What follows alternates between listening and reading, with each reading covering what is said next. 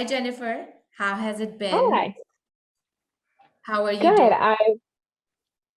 I want to thank all of you. I know that it's quite late there in Pakistan, so I want to thank you for accommodating my West Coast of America, That's completely time fine. Thank frame. you so much for taking out the time to talk to us. So, just a context for the audience, our audience, I would just like to define the topic for today's talk, which is going to be psychological safety and how candor can be ensured, candor can be encouraged in the workplace for people to feel safe, for employees to integrate, for companies to ensure attention, for companies to grow, for teams to grow and be more effective in their respective job roles.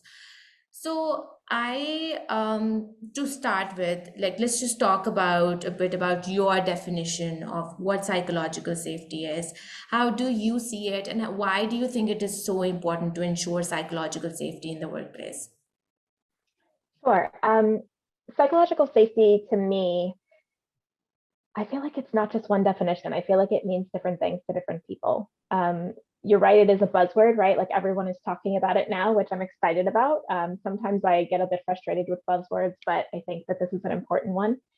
When it comes to physical safety in the workplace, many countries have laws to protect people physically. And when it comes to physical safety, it's usually easier to assess and see that somebody is physically unsafe. But the psychological safety piece is harder to detect. It's harder to pick up. It's most often felt by an individual and not observable by outsiders, Yeah. because it is so unique and independent, right? Like I think of the word microaggression, which the audience might be familiar with, right? These are like subtle, or they're supposedly subtle, but smaller, subtle pieces of harm that impact you throughout the day, what things people say, the way that they interact with you, etc. And psychological safety is very closely tied to that. The other thing that when I think of psychological safety is I think about the ability to, share our failures, share our personal stories, talk about the things that matter to us, and it be okay, right? Like um, there's this whole, which we'll jump into, I'm sure, a little bit later, about this concept of having an open door policy when you're a leader, which is another like maybe a dying out buzzword, but it was a buzzword a few years ago. And like open door policies are great, but if people don't feel safe to come to you, then your open door policy doesn't mean anything, right? If it's not an environment where I can speak up, and I can tell you about issues that are happening, it's not safe. I don't feel psychologically safe. And then you can keep your door open all you want, but nothing's going to change. Yeah. So it's as little as being able to ask a question in a meeting without having the fear of judgment that you don't know. And as big as innovation, critiquing a project, Oh, yeah. um, Mhm. just raising a concern about something that is not being done right. And many people do not speak up, and that really just affects their own job fulfillment as well. We have seen it in, the Great Resignation as well. We have seen it with the success story that Pixar has with the brain trust that they created, which really just translated into the huge success of their films eventually, allowing people to critique their films, to point out the loopholes in their scripts. And that is a very beautiful thought, isn't it? So Absolutely. yeah, and these are, I guess, the leaders, like when it comes to change. So talking about Yeah. leadership, Jennifer, what do you think is, so in my experience, I have seen that your manager's conduct really sets the precedent for, Absolutely. yeah, Absolutely. for the rest of the people in the team. So it really builds the culture. What do you think a manager, a leader, can do to ensure that psychological safety is in place for their team members? Yeah. So you said a lot of great things, Misha. You mentioned the word innovation, which I think whenever we are talking about the future of the workplace and what is most important in the workplace, it's innovation. We can have innovation without having psychological safety. And you're right, leaders set the tone for that. I really believe that culture is everybody's responsibility in an organization. But if the leader isn't doing it, then we can't expect the followers to do it too, right? And so, the old saying, be the person you wish to see in the world, is really what I think of when I think of leaders. So true. That is so true. Innovation comes from collaboration. Collaboration doesn't truly effectively happen if people can't speak up and speak out and feel that they can disagree. And sometimes it gets a bit contentious, and there's debating happening, but I think that is healthy argument, right? It's not just about agreeing with everybody. It's also not about thinking that everything, right? Like if our ultimate goal is innovation, and I think that no matter what kind of business you are, that should be the ultimate goal. Leaders are talking about their failures. They're saying, I don't know. What do you know? They're hiring people on their team that are smarter than them, and fill in the gaps of knowledge that they don't have. They realize that leadership works better as a web rather than a top-down system. Failure is important for innovation, right? Like so many great things that we have in history. I mean, even Pixar movies, right? As you mentioned, the Brain Trust, right? They've had failures in their films that weren't doing well, and that is what came to them to lead to do the Brain Trust and have this open space where people could critique and have this idea that we're not critiquing an individual, we're critiquing ideas and concepts and about how we can all move each other forward. So that is like it is a very, very interesting thought. And like I have had very personal experiences when it comes to speaking up or making sure that I could get the psychological safety in the workplace that I deserved.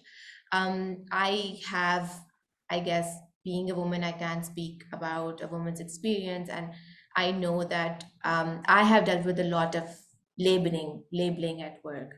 Um, so whenever you raise a concern, you're either being emotional, you're being dramatic, you're being negative, you can't be happy. So all these labels, I feel like these are the things that people can really relate to, and that is what scares you the most, because that is when you need to put your foot down and deal with it, right? And that really creates a lot of anxiety for so many people. Sometimes it's a lost battle, and many would rather not get into it. And that's where the leader's role comes in. The leader needs to make sure that such things don't really happen. But how? How can somebody ensure? How do you do it in the workplace? Yeah. My answer is actually not about others, it's about myself, right? Like how I make sure that I'm doing it is I make sure that I'm, addressing my biases, being reflective, taking time to pause and think through situations after they happen. If I don't think that I addressed something in the right way, going back and saying sorry, saying what my mistake was, and talking about, what would be the best approach next time. I think reflection is key. And like, yesterday at work, I hosted a company-wide yoga event. And, it was to kick off summer, we're going to do yoga. But for me, my yoga practice, again, non-traditional answer, my yoga practice is very closely tied to the person that I want to be as a leader. When you're going through yoga poses, so much of it is not just about the yoga you're doing on your mat, it's about the yoga that you're doing in your life, right? How are you interacting with people? When you get to hard positions, right?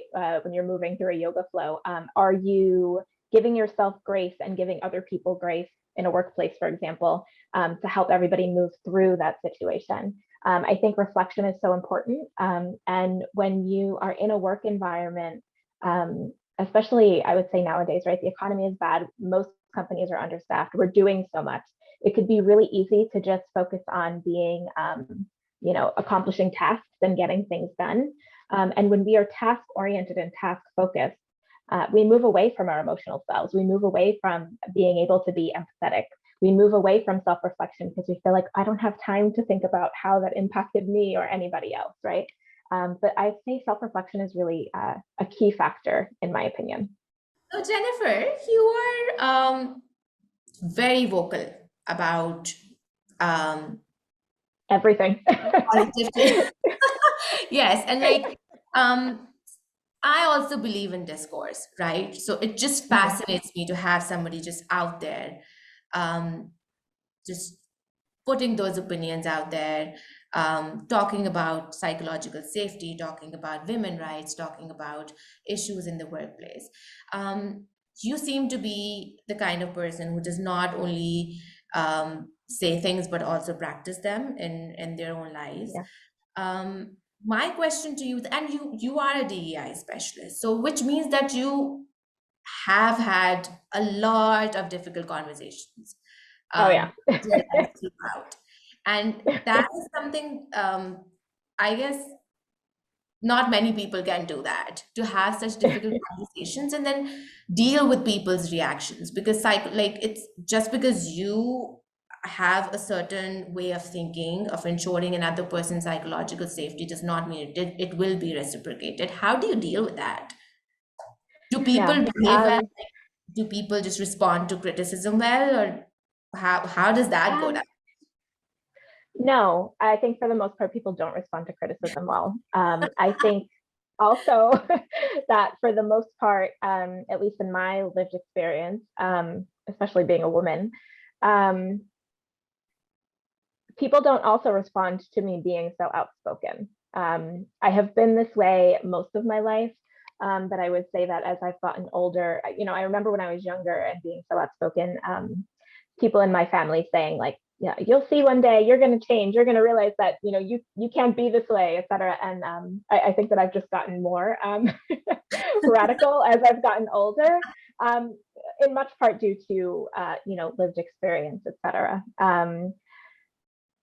I don't always feel safe when I'm speaking up, but I do it anyway. I'm a person who says fear just holds us back. Fear is something that is fake.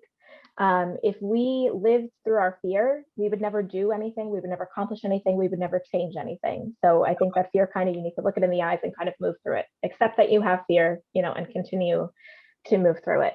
When it comes to difficult conversations, that is a key component of that. Like I always say that there are many, but one of the most important leadership skills, or just skills in general to be a human in society, is to be able to have discourse. As you said, like we can't always agree. In fact, if we always agreed, we wouldn't have gotten anywhere, right? Like tied to what I was saying before about innovation. Um, it's not comfortable to have these conversations that are difficult, right? I think that in some ways it gets easier, in the more that I have them. It's kind of like a muscle that you would work out in the gym. The more you do it, the easier that it gets. Um, but I think that lived experience plays a role too, right? I've had, I think when I first started my career, I was working in policy and advocacy and doing a lot of activism, and then I was spending a lot of time in Washington, D.C. and fighting with Congress, all the way to leading DEI in Egypt, where it was not safe to speak about a lot of the topics that I was speaking about, and being physically assaulted by police, even, right? Um, I've had a lot of traumatic experiences, but they have all kind of taught me that it doesn't matter. Um, I've experienced so many bad things that it doesn't really matter what you think you can do to me, meaning the person that, maybe not is not receiving what I'm saying well. I've been harmed so to the extreme. Um, and I have repaired that and worked through that I'm not afraid to speak up, because what can you do to me that I haven't experienced already, kind of thing, right? And assessing, psychological safety and physical safety, and not speaking out until you're ready is very important. But so much of the reason why I do speak out is because I want other people to feel comfortable speaking out too. I don't think that we're going to make progress until we are in a place where people can share their stories, and talk about how they've been harmed, because we need to repair environments, right? That's what so much of Yeah. this work is about. And if we don't talk about what's broken, we can't repair anything. Yes, I swear that is like such an inspiration for all the change leaders out there. Especially for me as well. I feel I'm also very outspoken. Mhm. And it's just so fascinating to see somebody having the same opinions. I mean, you've been through so much and you still stand your ground and still keep doing what you think is right. And that is Yeah. so inspirational for Yeah. the change leaders across the board. But so my last question to you here is, and this I guess is a deep one, maybe like might involve a bit of like some prediction as well. So you've seen um, a lot of environments. You've been in a lot of environments where psychological safety would range from, oh, one place would um, really just, come for your physical safety. The other might be microaggressions. So this is also a spectrum, right? Um, Hmm. do you think things are changing? Do you think in your career so far, do you think Yeah. when somebody says we are going to integrate, a company says we're going to integrate this into our DNA, do you think the number of companies is increasing? Do you think in essence it is true? Do you think more and more companies are now getting on board with this narrative? And what do you think is going to happen in the future? Because yes, discourse is important if everyone is talking about, like, so I was researching you and I read, Me. I kept scrolling and scrolling because the ideas were so interesting. And one of it said that treat feedback as a privilege and not as a threat. Yeah. And yeah, and I was like, wow, that is something, just like you don't really think about that Mhm. every now and then, just like in your routine or your daily life. And somebody to just write it out there. So discourse helps us. If somebody's Yeah. talking about something, change happens. What do you think is the trajectory now, like in your career trajectory? How have you seen things change, and what do you think would happen in the future? Yeah. Whenever I'm on a panel or being interviewed or something and I get asked this question, I always cringe a bit because it's such an important question, right? Yeah. Assessing our progress as humans, I think is so important, right? I'm a very data-driven person. And knowing where we stand, setting our eyes on where we want to be and where we want to go, requires us to really have a deep understanding of the progress that we're making or not making. Um, I don't know. I want to say that in the past couple of years, had we had this conversation in, say, 2019, I think my response would have been quite different, actually. Um, 2020 in America specifically kind of set off an explosion of ripple effects around the globe regarding psychological safety, and all of the isms, sexism, racism, all of the the inequity that we face in our lives, but also in the workplace, right? There's no escaping working. For the most part, we have to work, right? And so we need to be safe in those environments. So it's not shocking that the conversations are increasing, and the actions are supposedly increasing. But I've been doing DEI for a very long time. I didn't start doing it, in 2020 when there was really like a rise and a call to people to do this profession. And I feel like I don't know if we've actually made progress in the past couple of years. Um, I want to say that anytime there is an increase of acknowledging a problem, it's a positive thing, right? I think that that creates space, and it shows that we are starting to ripen the environment and prepare it for change. Um, I don't want to, be negative and say that we are not The going to make label, a change. the label. The label, right? How Yeah. we put the labels on ourselves, it's terrible. But I don't want to say that the world is not going to change and society is not going to change. But I think that right now we are in a place and space where there is a tug of war happening. Um, as we are trying to break down the binary and say that things exist across the spectrum, I feel like we are in a time where there has been a further push for the binary. I believe this, so you believe this, and there is this contentious pull back and forth. Um, Discourse is important, right? That has been a theme of our whole conversation. Um, and I hope that we continue as a society, each of us, to engage in discourse. Um, but I hope that you come back to me in a few years and ask me that question again. And I hope that I have a different answer for you. I don't know that, um, as we said before, people don't take to criticism well. And you said that you saw in one of my posts about feedback being a privilege. I think that's an important part of this conversation, right, about making progress, because we are socialized, especially in the workplace, right? You apply for a job, you go in for an interview. There's a power dynamic between you and the person who's interviewing you, and you are supposed to be perfection, have accomplished all the best things. You only talk about your successes.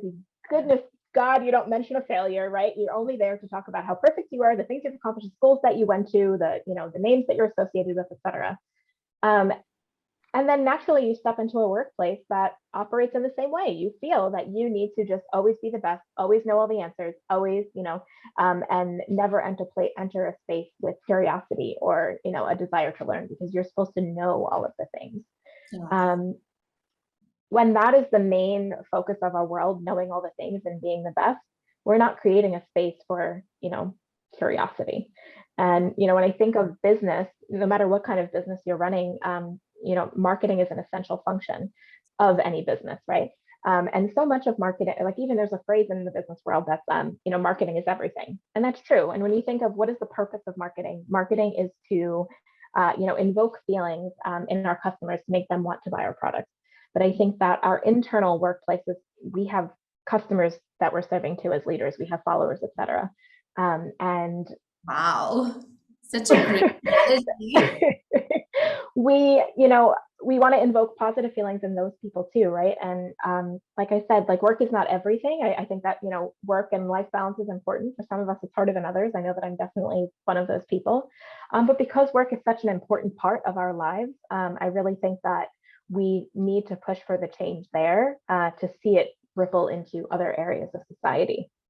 Sorry, I went on a tangent there, but I felt like it was connected and needed to be said. Yeah, so discourse that I feel like once you start talking about something, there comes a point. Yes, there is pushback, but then there comes a point when it becomes normal. Yeah, Goes towards the side of being normalized. Integration happens with time, cultures change with time. It has to start somewhere. And yeah, conversations such as these will form the foundation of yeah, change. Unfortunate, but we will yeah, have to cut this conversation here. I would love yeah. to have Thank you, you Misha. back. Yeah, and thank you so much. Thank you so much for trusting us to Absolutely. tell your story, to just be Yeah, vulnerable in front of us. It's a huge thing. I have learned a lot again. The audience is going to learn a lot, and it's going to be incredible. I'm very, very yeah, excited for this. Thank yeah. you. Thank you, Misha. See you Keep later. Bye having bye. these conversations. Bye. Bye.